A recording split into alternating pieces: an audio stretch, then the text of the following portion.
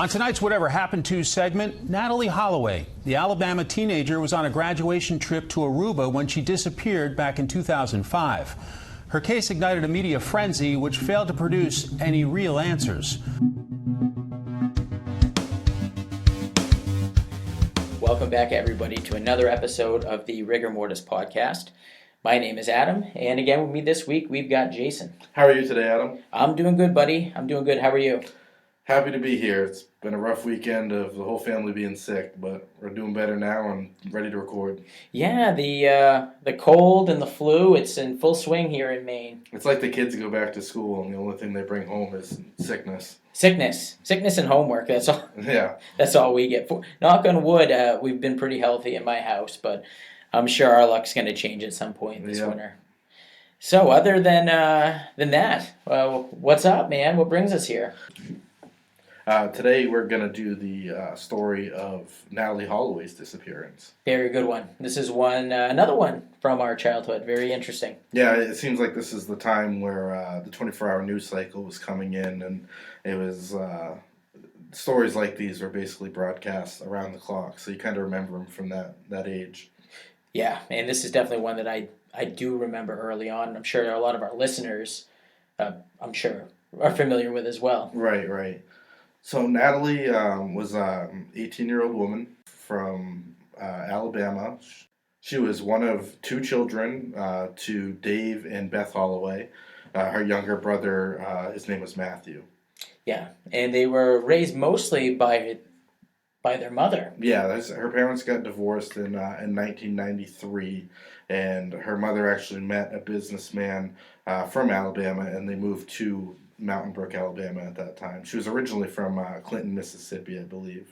Now, this businessman, his name was George Twitty, but he was known by his friends as Jug. And this guy here, he's a cool guy. I like him. You know, he definitely is, again, one of those stepfathers that is very involved. Right. And, you get a good feel from this dude. Right. Side note, anyways. And she's very successful. I mean, she was a member of the National Honor Society when she was in high school. She was on the school dance squad and did other extracurricular activities at school as well. But she was really, on top of things and had a good head on her shoulders, it seems. Yeah, those that knew her best said that she was very intelligent, was a go-getter, and loved to have a good time. Yeah, and I think at this time she had actually been scheduled to attend the University of Alabama on a full scholarship. Not my school. I don't like Alabama, but that's just a rival of mine. Buddy, I'm going anywhere on a full scholarship. Yeah, I guess you're right. Good for her. Absolutely. That's great. Great. I think she was trying to pursue a pre-med degree as well, so, going there to get a very good education, a very good career. Her parents must have been super proud. Absolutely. For sure. Now, she had just finished up school, you had said, at Mountain Brook High School, right? Right. Now, this would take us to shortly thereafter the graduation on Thursday, May 26th of 2005. Yes, I believe Natalee and about 125 of her other students from her high school are going to Aruba for an unofficial graduation trip. I think this is supposed to last like 5 days. Dude, that's one heck of an unofficial graduation trip. Absolutely. When I was in high school, now I live out in the woods in Maine, so there isn't a whole lot going on here, right? We went to this adventure park kind of thing real quick. I would not have even imagined having like a vacation as a graduation trip that's better than, a lot of vacations that a lot of people take. And not even just that. I mean, it would be exciting to go to Aruba, but could you imagine being 18 years old and being able to take a trip like this without your parents? I mean, on this trip, I think there was 7 chaperones, so, there's not a lot of adults per student, so you can kind of go and have an unfiltered good time, I guess. For sure. When I think of this story, I try to put myself into the mindset of an 18-year-old. I can't put myself into the mindset of an 18-year-old female because I've never been that.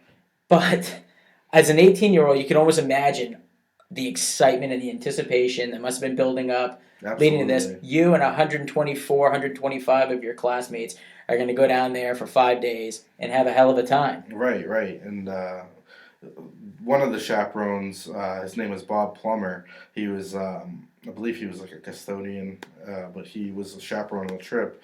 He actually said that he just met with the students each day to make sure everything was fine. I mean, it wasn't like you constantly had one of these chaperones with you monitoring everything you did. They kind of let you do your thing and made sure everything was good and if you needed anything. Yeah, dude. And like you said, this is an unofficial trip. So unofficial graduation trip. So I'm taking that as it wasn't put on necessarily by the school. I mean, I don't know. Maybe somebody that's listening knows, but We had that's something kind of how like I this take at that. my school. I mean, our graduation trip was not. I think we went on like a cruise, like in Portland, like just like a little whale watch or something. And we actually had an unofficial graduation trip you could go to, which was going to the country of Peru. Damn. But it cost you out of your pocket. It's not like a school funded Right. trip or anything. So. And another note that I'm getting at is that I don't think that the school is responsible for the number of chaperones, because that was something that I had read, while researching this, was there were some people that had commented, well, there isn't a whole lot of chaperones. Well, these are young adults now. They're done high school. Natalee's 18 years old. The other classmates are 18 years old. These are adults. Right, and you can imagine too where these chaperones, I mean, they're going on this vacation. They don't have a full ton of responsibility, as far as liabilities and things like that. So you're going to imagine they're going to Aruba. They're going to want to have fun themselves. For sure. And it was stated that the chaperones were not supposed to keep up with their every move. Right, and they actually engaged in quite a bit of partying themselves. Oh yeah, while partying, a lot of drinking and a lot of room switching at night, as you can imagine. Sleeping around a little bit. Well, I don't know if necessarily sleeping around. I mean, I'm sure. I mean, again, put yourself into the life of an 18-year-old, but I'm sure it's like I'm just picturing all these kids in a hotel. Was it a Marriott, I believe? It was. Yes. It was a Marriott. They actually were asked not to go back the following year. That's how much hell was raised not to go back to the Marriott the following year. I think it was a Holiday Inn. Was it a Holiday Inn? But yeah, they were said, not next year, find another hotel. But I'm picturing, doors open, people in and out, these are really college freshmen kind of getting out. Right, and, probably not the only ones in the hotel, so I can imagine they were causing quite a scene. Yeah. In fact, two of Natalee's classmates, Liz Kane and Claire Fearman, agreed that the drinking was kind of excessive. Oh, of course it was. Of course. I mean, you can legally drink at 18 in Aruba. You can't where we're from, so right. This is a chance for them to let loose legally and have a good time. Yeah, and in fact, Aruba is a wonderful place. After this happened, Dr. Phil was trying to put a ban on, not a ban, but trying to convince people to not go to Aruba because of this being an unsolved thing and that the Aruban government hasn't stepped up and done enough. Fact is, this is a very unusual thing, what we're going to discuss, that's happened for Aruba. Right. So on, I believe it was the night of Sunday, May 29th to the morning of May 30th, Holloway and her classmates go out to a bar. I don't know how to pronounce that. I think it's like the Orangestad bar. Close. Yeah, we'll I'd say that. so. Yeah, absolutely. And they also went to a nightclub called Carlos and Charlie's. This was like a Mexican-style type of nightclub. Right. And while she's there, she sees a young man named Joran Vandersloot. He's 17 years old. He's an honor student who actually lives in Aruba and is attending like an international school of Aruba. So him and a few of his friends are there. Now, his friends are the two brothers, 21-year-old Deepak Kalapo, who owns the vehicle, and his younger brother, 18-year-old Satish Kalapo. Okay. So, yeah, she gets in the car with these three guys. Gonna go see the area and have a good time. Yeah, except she never comes back. Yes. The next morning, she's scheduled to fly home back to Alabama, but she doesn't appear for her flight. Wow, I wonder when they realized she was missing. Do you think they realized it at the hotel? Did they tell me they didn't realize it when they were on the plane? Was it like the movie Home Alone where's Kevin? I think that they probably realized at the airport. They were probably supposed to get there and all check in together or whatnot. But her classmates hadn't seen her since 1:30 the previous morning. Yeah. So when they go to her hotel room, they look to kind of see if she's in there. But what they find is her luggage packed and her passport were still in her hotel room. So it looks like she never made it back to her hotel room that night. That would be my assumption on that. That's the way it seems. That's the way it would seem. Now, the Aruban authorities were notified, of course. Right. But they were initially hesitant to search for Holloway throughout the island and the surroundings. They did, and they never found her. Right. They took a search. I mean, I don't know how detailed it was, but they were kind of, I guess, humoring us, Americans, basically, the way their governments work. Well, you know what? I feel like they must have thought this is a kid, made a mistake, isn't back where he's supposed to be, partied somewhere, gonna wake up, Right. gonna make it back to was it Holiday Inn? Yeah. Holiday Inn, Yeah. and be on the next flight back home. Right. That's kind of the way I think that they're looking at it, which makes sense. And to be honest, Jason, a lot of cases are handled that way here in the States. They are, yes. You know, not so much nowadays, but historically, you know. If a kid goes missing in the United States, they almost immediately assume a runaway, even if, as a parent, you know that that's not the possibility. Right, especially at 18 years old. Right. So, I don't necessarily, I mean, I don't know enough to say that the Arubian police did enough or did not do enough. I can kind of see where they're coming from at this so far in the story. Right. But immediately following the search where they couldn't find her, and Natalee's mother and stepfather actually fly in a private jet to Aruba, and within just a couple of hours of landing there, I believe it was like 4 hours, they actually show up to the Aruban police and present them with the name of a man named Joran Vandersloot. They already knew of the name. Yes, Beth was actually given Joran's name by the night manager at the Holiday Inn, who had actually recognized him on a videotape. So she's been on the phone in communications with them prior. I just picture this frantic mother, you know, just not knowing what to do, terrified. You know, her daughters went on this trip.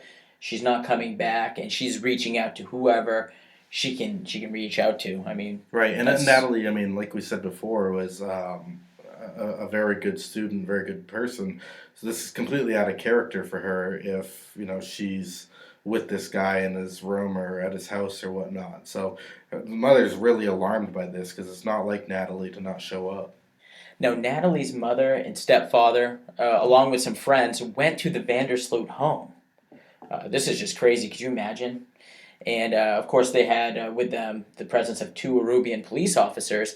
Now, originally, Joran Vandersloot had denied knowing Natalee, denied knowing the name, denied all of this.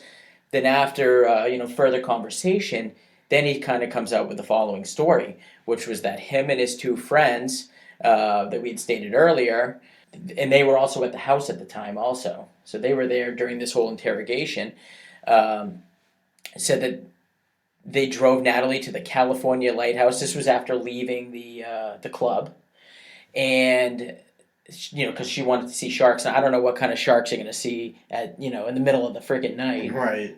But maybe at a lighthouse with the light. I don't know. I don't know the setting. It just sounds kind of odd to me. It does. Yes. I don't know about you.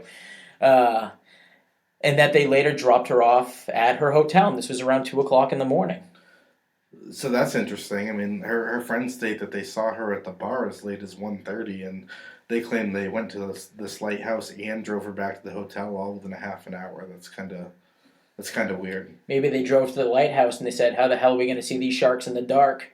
Yeah, right. And took off to the hotel. I mean, my point is that the story does sound kind of kind of crazy. Even just that doesn't make sense. Right, and according to Joran, when they got to the hotel, Natalee actually fell as she got out of the car, but she refused any help from. She's like, I got it," and at that point, they basically drove away, and they saw in the mirror that Holloway was approached by a dark man in a black shirt, basically somebody looking like a security guard, I think. Oh, so they're just saying that they're trying to paint the picture that she was intoxicated. We dropped her off at the front door of the hotel. Now, what happened to her from the front door of the hotel, ongoing throughout that night, we don't know because we were worried because we saw a security guard. We were not in her presence. Is basically what they're stating. Right. But like you had said, though, that story doesn't match up with Natalee's friends. Right. They actually state that the last place they saw her was at the Carlos and Charlie's, and so that's basically where the Aruban authorities start their search.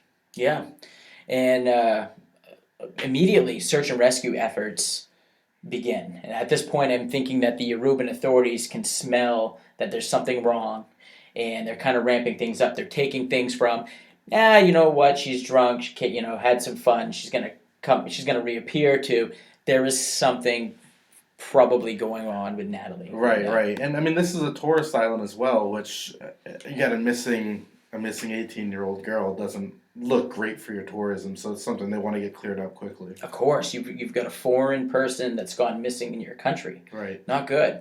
Hundreds of volunteers from Aruba and the United States join in the efforts. Like any other missing person event, things are being combed over, places are being looked. Right, right. Now, during the first days of the search, the Arubian government gave thousands of civil servants the day off to participate in the rescue effort. I like that. Yeah, that's good. I mean, they're taking it seriously. They're trying to get as many eyes as they can out there to hopefully find her. As you should. I mean, absolutely. Jason, whenever a child goes missing around here and they suspect it's in the woods or whatever, we always take the day off, you and I, to do the search. Yeah, absolutely. It'd be nice if we could actually have the day given to us. Yeah, it shouldn't be held against you when you're trying to help locate something like this. But they also allow 50 Dutch Marines to conduct a very extensive search of the shoreline because, of course, Urine says they went to this lighthouse, so they want to make sure they search these areas pretty thoroughly. And it totally makes sense. Living in a coastal state, how many times do you hear that somebody's fallen in, somebody in Portland, we'll say, in the Old Port, which is kind of a drinking, kind of a fun area, almost kind of like this, just much colder. But young people are drinking, partying, and they fall into the water and they drown. Yeah. So it's a very valid thing to consider at this point so far in the story. Right, right. But the whole island basically is rallying to try to do what they can. Aruban banks actually raised $20,000 and provided other support aid to volunteer search teams. And of course, her mother is staying down there until she finds her. They actually helped to provide her with housing as well, which was initially at the Holiday Inn where Natalee went disappearing. And what's kind of strange about this is they actually put her in the same room that her daughter had occupied. Wow, you would think they would close off that room and keep it as a crime scene. That's what I'm thinking. Kind of investigation. You'll close it off and dust it for fingerprints. I do know that they did find a toothbrush with a male's DNA on it. Right. But again, to go back onto the partying and stuff, people were probably in and out of that. Though I've been drunk a few times and accidentally used my fiance's toothbrush, and when you realize it, it's disgusting. Yeah, for sure, but they're able to kind of discredit that piece of not so much evidence. Right, that could have been from anything, really. Now, reports indicated that Natalee did not appear on any of the nighttime surveillance camera footage at the hotel lobby. However, Natalee's mother made very varying statements as to whether the cameras were operational that night. So I'm almost wondering, Jason, a lot of times these security cameras, they record, and after 24 hours... Especially at a big business, yeah. They record over. Right. You know what I mean? So I'm almost wondering if maybe it was that kind of a situation where the footage just got recorded over, perhaps the cameras were out, but all we know is Natalee did not appear on any of that. So, which she should have if she was dropped off at this hotel, like Urine is saying. That was just what I was going to say. Yeah. So you can almost discredit that. You should be able to see the vehicle that they were in. You should be able to see her getting out, falling, a security guard or somebody in a dark shirt helping her. None of this is on any kind of security. Right, right. And other than the cameras not working, that's a very inconvenient part of this whole story, because if those cameras were working, you'd be able to punch a big hole in the testimony, basically.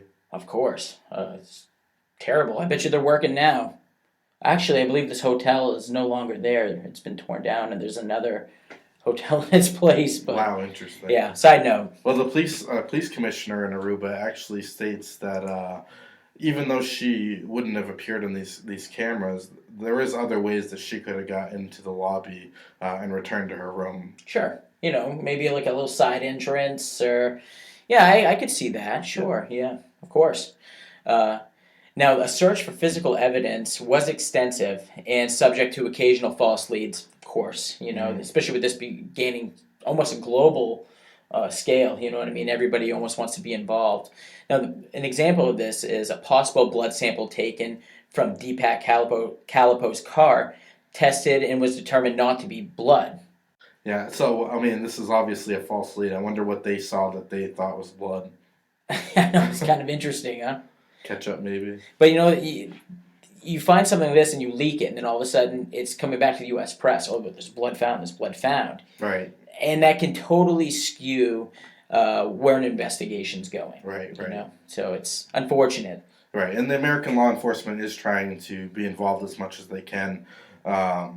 Condoleezza Rice, who's actually the Secretary of State at the time, told reporters that she was in constant contact with the Aruban authorities, and other state departments were as well, and had as many resources as they can to be supplied to Aruba to help out with this. Yeah, I'm definitely getting the feel that the U.S. government and the government of Aruba were working together to At least in the early stages, yes. to figure out what's going on. Now, on June 5th of 2005, Aruban police detained Nick Johnson and Abraham Jones, former security guards from the nearby Allegro Hotel, which is closed for renovation now. Maybe that's the one that I was reading about earlier. Right. On suspicion of murdering and kidnapping. Wow, dude. So they think that your story of dropping them off is correct, and basically the security guards committed a crime after the fact. You know what's odd is that the authorities have never disclosed the reason for the arrest. Why? Why?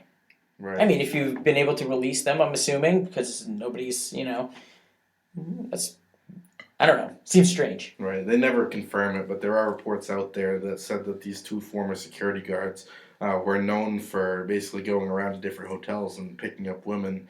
And one of them actually had a previous incident with law enforcement regarding this. But these two men were released without being charged just a few days later. Picked up for a history of sleazebagginess. Yeah, it happens. Well, you know what? That's a good place to look. Yeah, You your haven't reputation found. precedes you. Well, you haven't found anything yet. So why not look at those that have a history of doing, acts similar? Right, right. Totally makes sense. Now, on June 9th, Vandersloot and the Calipo brothers were arrested on suspicion of kidnapping and murder. So I almost get the feel like once they were able to rule out the security guards, they were like, maybe we'll take another look at these guys. Yeah, that makes sense. I mean, Aruban law is different than the United States. In Aruba, investigators can make an arrest based on basically serious suspicion, so you don't have to have a burden of proof like you do in the United States. Yeah, because you certainly do get the feel like they're plucking at straws right now and don't Right. necessarily know where to look, but they're going to look at everything. Right. And I think basically the way it works is they can arrest you just because they think you did it, but as you're being held in custody over time, certain amounts of evidence must be proven to be able to keep you, in custody. So they say that these three men began being monitored by authorities just 3 days after Natalee was reported missing. And they were monitoring them with surveillance, telephone wiretaps, and also monitoring their emails. But basically, there was pressure from Holloway's family that caused the police to stop their surveillance and detain the three suspects. So they're not finding anything while they're monitoring, but Natalee's family is like, we know he did it. Like, you can't just leave him out there. You need to take him into custody. Yeah, but I can also understand why the authorities would not want to jump onto something without having hardcore evidence. Right, absolutely. But I can also see Natalee's mother's side as well, where it looks so obvious that this guy at least knows something. Right, Him and his friends have got to know something. You got to squeeze it out of them. Right, absolutely. Yeah. As the investigation continued, David Cruz, now this is a spokesperson for the Aruban Minister of Justice, falsely indicated on June 11th that Holloway was dead and that the authorities knew the location of her body. Wow. Wow, dude. Unreal. It isn't like, letting out a little thing and taking it back. Yeah, no, that's the whole shebang right there. And he actually has to later retract this statement and say it says that he was the victim of a misinformation campaign. That's the type of information, if you're going to release it, you better confirm it before you release it. Yeah, and at this point, this is when the credibility of the Aruban authorities are taken into question. Yeah, absolutely. At least by some. Yes, absolutely. definitely starting to be questioned a little bit more. Now, later on that evening, that same Arubian official stated that one of the men involved had said that something bad had happened to Holloway. So they got one of the suspects supposedly talking here. So this is why. I mean, I guess you probably shouldn't jump to the conclusion that she is dead and they know the body over that, but it sounds like they have some information coming their way. And it does sound like they're not saying much else after that. Right, right. Probably best to hold information close to the vest at this Right. point, for sure. Right, and on June 17th, there's a sixth person identified as DJ Steve Gregory Crows, who also gets arrested at this time. So there's a lot of, they're arresting everybody that basically saw her that night. Yeah, and this guy's actually, at least at the time, was a very well-known DJ in that area. Right. Yeah. Now, Vander Stratton, a spokesperson for the Arubian government, told the media that Crows was detained based on information from one of the other 3 detainees. So this would mean that either Joran or the 2 brothers must have said something about him to shed some light onto him. Right. If I had to guess, I'd say it's urine, though. He is just misdirecting everywhere he can. Yeah, it seems like, if I'm accused of doing something to somebody, I'm going to do everything I can, Jason, to clear my name. Yeah, absolutely. Absolutely. You know? And he does not help his case at all. And on June 22nd, the Aruban police actually detained Urin's father, Paulus Vandersloot, for questioning, and he actually gets arrested that same day. Interesting. Now, side note, he's a judge. He is a judge, yeah. He's a judge, so You're not going to arrest a judge without some reason to do so. well, that's what I'm saying, I mean, judges and police, they tend to know each other, so that's kind of that would definitely bring some attention, bring the attention to me, I think. Absolutely. You know what I'm saying? As far as, wow, wonder what they found on this guy. Right. Nothing, because he's released on June 26th. Yeah, him and the DJ are both released on June 26th. So during the period that they were detained, they both basically changed their stories. Now, this is Vandersloot and his friends. Right. So all Okay. 3 of them actually changed their stories. Okay. And indicate that Urin Vandersloot and Natalee Holloway were dropped off at the Marriott Hotel near some fisherman huts near the beach. And Urin stated that he didn't harm Holloway in any way, but he just left her on the beach and took off. That's strange. Now, from what I understand, there were fishermen there that night, but none of them state that they saw anything. Right. They said they didn't see anybody on the beach or near the huts or anything like that. And I would imagine that they're pretty alert to the area around them, and they are there regularly. And in the middle of the night, so I can't imagine there's a lot of commotion going on, and I feel like if there were people there, you might remember it. Right. And I think it's a little odd that he would just leave her on the beach. What do you think about that? I wouldn't just leave somebody on the beach, especially if they were drunk. Especially when they are in a country they don't even know. Yeah, I'd say no. Let's get you at least back to your hotel, or let's do the right thing here. Right. Yeah, that's strange. Again, though, just changing the story, dropping her off somewhere. I don't like it, man. To me, this just makes them look even further guilty. Absolutely. And Unreal. Satish Kalpo actually tells his attorney that Urin called his brother Deepak to tell him that he was walking home, and then he sent a text message 40 minutes later, I'm assuming, saying that he arrived home or whatnot. Yeah. I bet you that's probably what that was, just to kind of maybe fit the story together. Right? But his story changes again, because at some point during the interrogation, Urin says that he was dropped off at home and that Holloway was driven home by the Kalpo brothers. So he's just making up stuff as he goes. As he goes, yeah. So he's saying he's dropped off and that Natalee stayed in the car with the 2 brothers. And so now he's turning on his friends, basically there, right? Everybody's story's changing, so now he's going to throw out a third scenario. Right. Come on, man. What's wrong with this guy? Yeah, he's just making stuff up as he goes. But none of their stories match, so it's hard for investigators to kind of... I'm sure there's bits of truth in all of the stories, is what I would say. Yeah, well, it doesn't sound like there's a whole lot of truth.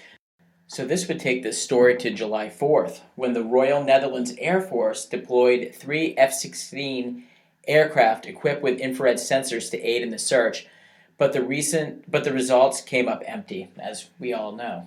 Right. So lots of different ways that they're trying to investigate this, including bringing in F-16s. I mean, this is not going to be a cheap investigation. And of course, leads are coming in left and right. There's actually a local gardener who says that a small pond near his house should be searched because they saw urine, and the two boys actually show up to the racket club on the morning of the 30th, and he was actually seen trying to hide his face. Interesting. I wonder if it was really him. Definitely, I mean, he's kind of a distinctive looking guy, honestly. Yeah. So they partly drained this pond, and this was between July 27th and July 30th of 2005. But again, the results came back negative. No Natalee. Right. And there was another person who was a jogger that claimed to have seen a couple of men burying a blonde-haired woman in a landfill during that same afternoon. Why wouldn't you come forward with that? I was just gonna say that. Like, is this something you see all the time, guy? Wow, that's Wow. unbelievable to me. You know how it is, just like when we did the Delphi case. Right. A lot of people, once the tips start pouring in and there's rewards and stuff like that start to come into play, people start plucking at straws. They start trying to make anything up that they can to try to get some kind of attention or to get some piece of the pie, which Right. is messed up. Then, of course, the police are going to follow up on all these leads, and the police actually searched this landfill 3 different times with cadaver dogs and things like that, and nothing ever comes up. But it's not cheap or easy to search a landfill, that's for sure. Yeah, in fact, to kind of get into the monetary aspect behind this, Holloway's family initially offered $175,000, and donors offered another $50,000 for Natalee's safe return. So they're holding out hope that she's being held somewhere or is lost or something like that. Yeah.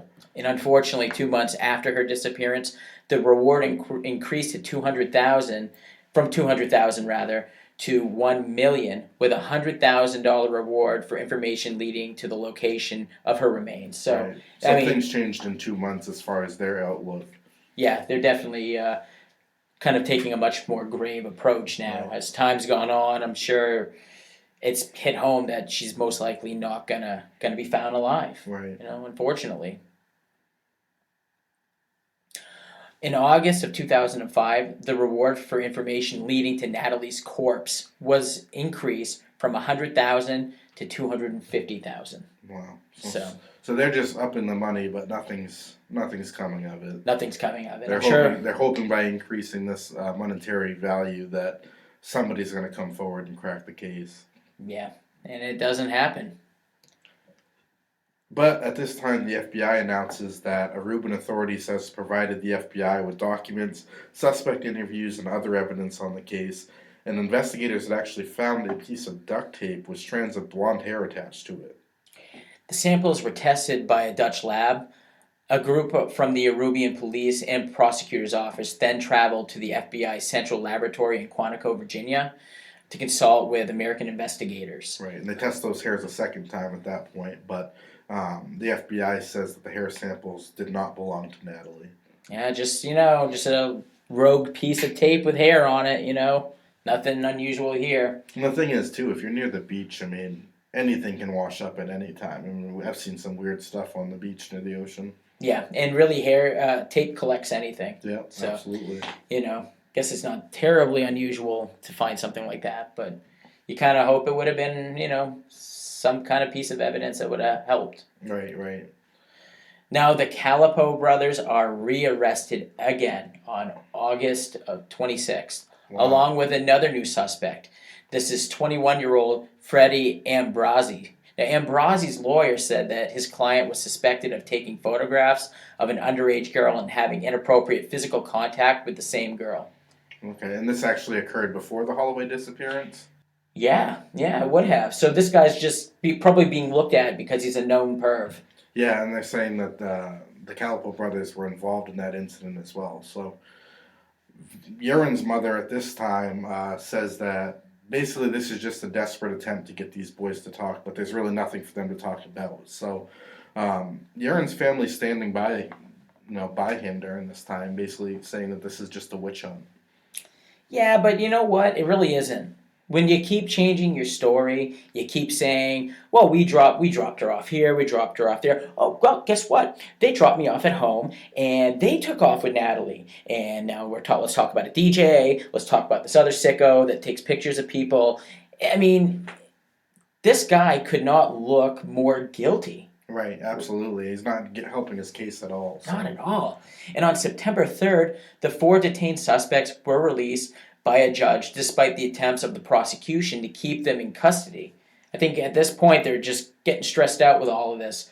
Let's pin this down. I mean, you cannot continue to arrest people, release them, arrest them, release them. Let's figure this out. Right, and at this time they're not in custody, but when they were released on the condition that they need to remain available to police. So if the police call and need to interview you, you need to show up. Small island, get your ass here. Right, Yeah. right. On September 14th, all restrictions on them were removed by the Combined Appeals Court of the Netherlands, Antilles, and Aruba. Okay. So that didn't last long. So of course this case is continuing, and in the months that follow the release, Urine actually gives several interviews that explain his version of events. Most notably, he has an interview with Fox News over 3 nights in March of 2006, where he says that Natalee wanted to have sex with him, but he didn't because he didn't have a condom. And he stated that Holloway wanted them to stay on the beach, but that he had to go to school that next morning. Of course, painting a picture of himself being a nice guy. Didn't he say at some point that to Natalee's mother that he had some kind of relations with her? He was pretty graphic, I believe. She asked if he had anything to do with Natalee's disappearance, and he basically just listed off a bunch of raunchy sex acts that he claims he did with Natalee, just trying to make her mother uncomfortable, basically. But in these interviews, he's stating that it was her that was the, I guess, what we quote unquote, was the sexual aggressor, and that he's saying, I don't have a condom, and I gotta go to school, and I gotta do. Come on. Yeah. Even if you didn't do anything wrong, dude, that's lame. I mean, I'm just saying, I couldn't see that happening. I mean, and why would you say that? You're not making yourself look any better in this case. No, you've changed your story a number of times, and now you're the good boy. No. I told her to save herself, kind of a thing. Come on now. Yeah, I don't know. I don't believe anything this guy says, but the Kelpo's attorney says that his client had gone to sleep and hadn't returned to drive Vandersloot home. So, basically, they're kind of contradicting each other on everything they say as well. So, Jason, what do we know up to this point in the story for hardcore truth? What do we know? Do we know any kind of real truth in this? We know that Natalee was at the club and she met Urine and these boys, and that's about it. And I think we know that she never made it back to her hotel. Right. I think that can be a definitive thing too. But as far as from that point on, we don't know anything. I mean, it's crazy. Now, in January of 2006, the FBI and Aruban authorities interviewed a number of people that went on this trip, and in a lot of cases, they were re-interviewing people to see if there was any kind of change in their stories, to see if maybe there was some kind of avenue, something that they missed. There was another rock that they could turn over in Aruba that might lead to something. Right. And the Aruban police during this time are searching for some sand dunes, as well as near the Marriott Beach, where the hotel was as well, and of course, they're still not having any results. It's an island, man. She can only go so far. Yeah, I mean, I agree, but if it's something involving like sex trafficking, she could have been out of that country in minutes, basically. Right, and you can't rule that out. That can't be ruled out. No, it can't be, yeah. She could be anywhere. She may even still be alive today. Right, she may be, but just before leaving the case, the investigator gave an interview to CBS, and he says that he believes that Holloway wasn't murdered, but she actually had probably died from alcohol or drug poisoning, and at that point somebody had hit her body, probably afraid that they were going to get pinned with this this death of hers from a drug overdose or something. Yeah, that could be the case, but why, man? You're with somebody that overdoses on alcohol. What are you gonna do? Even if they die, what are you gonna do? You're gonna contact the authorities. Right. I mean, you're hanging out with. How is you know what I'm saying? Right, and It her just family seems weird. says that she didn't do drugs, but the police counter and say that there was actually evidence that pointed that she had possession of drugs. You can have possession of drugs and not have done the drugs, though. So Yeah, in possession of what kind of drugs? I don't know. I mean, if I have drugs on me, that means that I haven't used them because they wouldn't be on me if I had used them. Right, and by using the term drugs, did they mean they found, a little nugget of marijuana in a room or something little like that? Or packet did of you find a coke or- bloody needle? I mean, there's a huge range between the two, Right. you know? And her, like I said, her family says that she didn't use any kind of drugs anyway. But as we can see, she was trying to live her best life on this trip. So she may not have ever used drugs before, but if she was going to try them, this probably would be the place she did. Yeah. But I don't lean towards that theory at all. I think she was a good person who, basically just met the wrong person, basically. Yeah, one of those unfortunate cases. Up to this point, the Arubian government has spent about $3 million on this investigation. It's quite a bit of money. Huge chunk of change, Yeah. with about 40% of that being police operational budgets. Right. So, Yeah. of course, they're going to follow every lead as well. They're still going, searching, arresting, questioning, all the above. And on April 15th, a man named Jeffrey Van Cromvoort was arrested by Aruban authorities on suspicion of criminal offenses dealing with narcotics and things like that. So I'm guessing he was probably a drug dealer, but they actually believe that he might be somehow related to Natalee's disappearance. If there were drugs involved, this might be playing into that, Right, potentially. I think that's the way that they're looking at it. So. No. At his first court appearance, his detention was extended by 8 days. Then he was released. This has been typical of this story, right? Right. Yeah. And on May 17th, another suspect, Guido Weaver. Great name. Yeah, right. Now, this is the son of a former politician. Oh, okay. Man with a background in this country, was detained in the Netherlands on suspicion of assisting in the abduction, battering, and killing of Natalee Holloway. Holy smokes, dude. Yeah. How many people will be detained? It's almost like they believe everything they hear. But he's actually questioned for a period of 6 days in Utrecht, and Aruban prosecutors wanted him to be transferred to their island, but instead he gets released by the government. Interesting. Now, at Aruba's request, the Netherlands took over the investigation. Larger country, larger economy, deeper pockets. Right. So this larger country is going to take over this investigation, which makes perfect sense. But, Of course. as things are moving along, there's actually a book published by a reporter in the Vandersloot case, and in this book, Uren actually gives his perspective of the night that Natalee disappeared, and basically he admits to lying at the beginning of this case, and apologizes for lying and misleading information, but during this time he still maintains his innocence. Dude, you can't believe a word out of this snake's mouth. Not even close. It's almost a book of fiction, really. It is. I mean, why even bother reading something like that? It's at this point, it's anything that guy says cannot be credited. 100%, It's got to be right. taken with a grain of salt. Yeah. On April 27th, a new search involving approximately 20 investigators was launched at the Vandersloot family residence. Okay. Wow, raiding.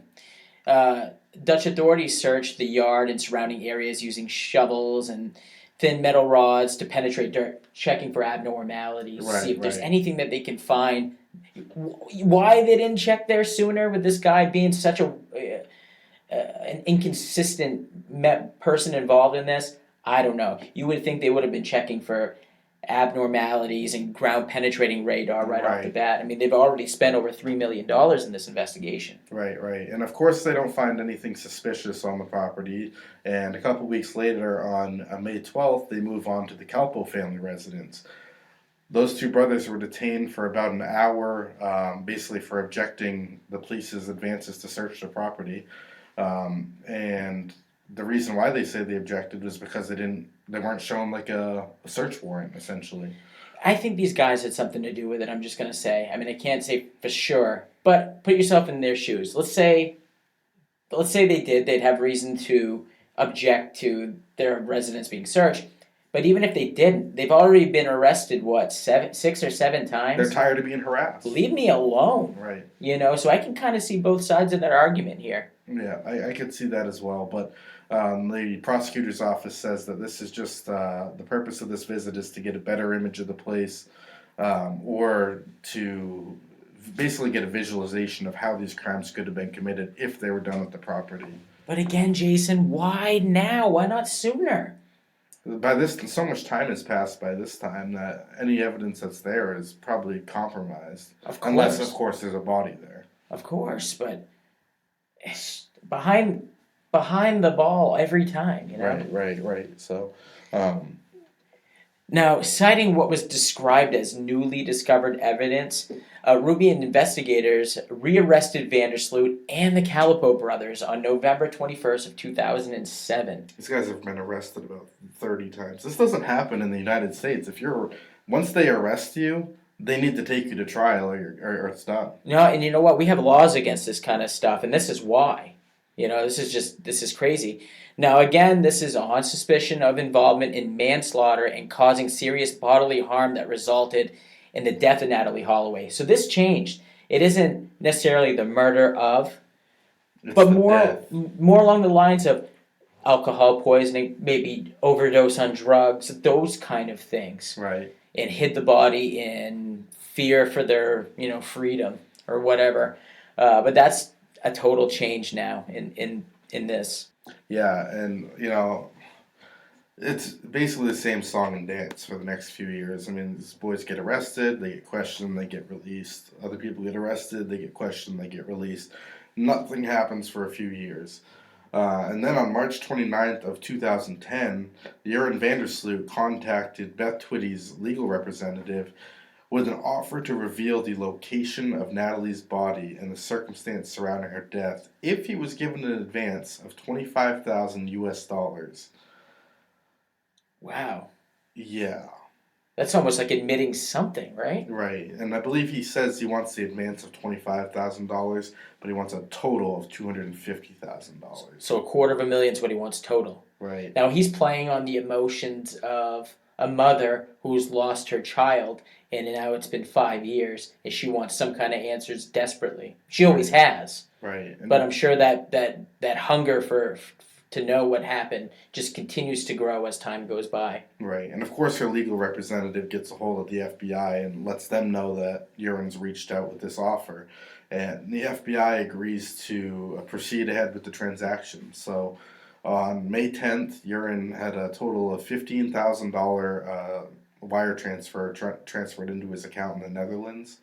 And he also received $10,000 in cash, which was videotaped by an undercover investigator in Aruba. Authorities stated that the information that he provided in return was false because the house in which he said Holloway's body was located had not yet been built. So he just says, oh yeah, no, it happened here. And the house was built after the fact. Right. I wonder if they tore up the basement, if they tore up the property, or if he said it was in this specific location. Right, that's possible. This guy's like the worst liar in the world. Right. Unreal. Oh, man. So he lies to her mother and extorts money. Yeah. Isn't he guilty of something now? He is. He actually gets charged in the U.S. District Court of Northern Alabama with extortion and wire fraud. And of course, if you are going to claim that you didn't do this crime and then you're going to say you'll tell her how it happened and where the body is, you pretty much just admitted your guilt. I would say so, yeah. Or at least admitted something. Right. At the request of the U.S. Justice Department, authorities conducted a June 4th raid and confiscated items from 2 homes in the Netherlands. More searches, right? What comes of this? Nothing.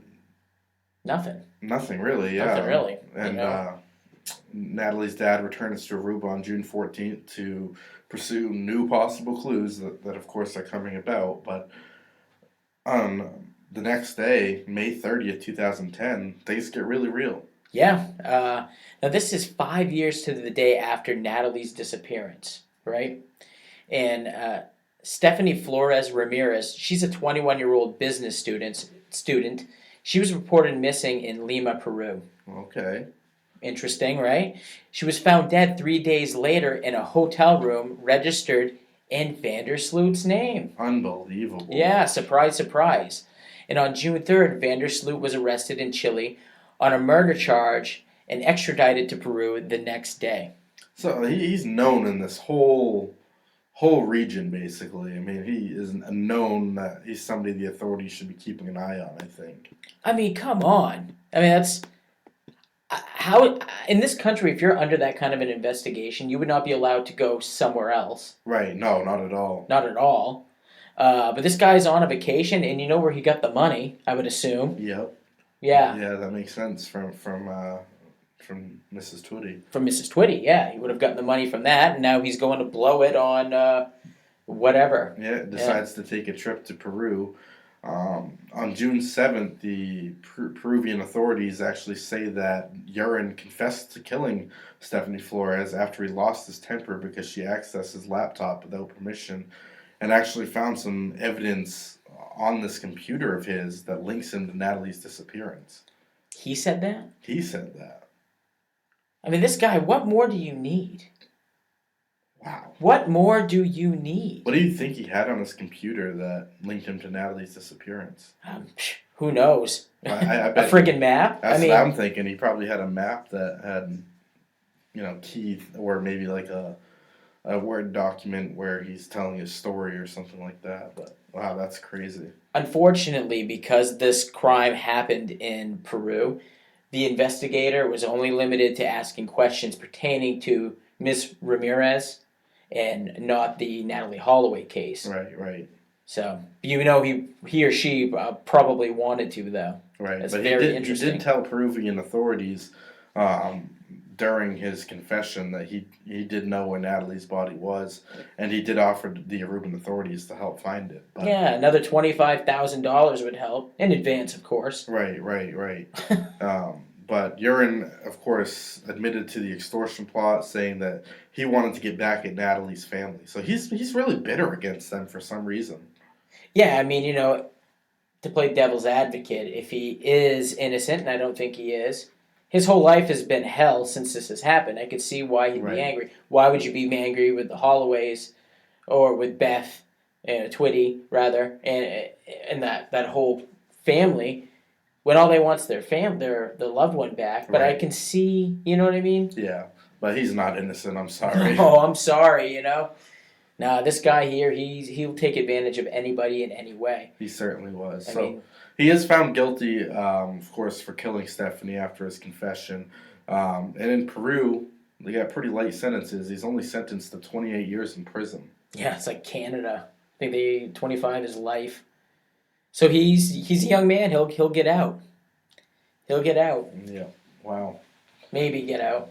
Who knows? But that's the best part of the story, if you ask me, is that this guy is locked up, and for at least 28 years, he's not going to be able to harm anyone. Right. He's not going to be able to harm, women in his country, women wherever he's going, other people. He's not going to be able to extort.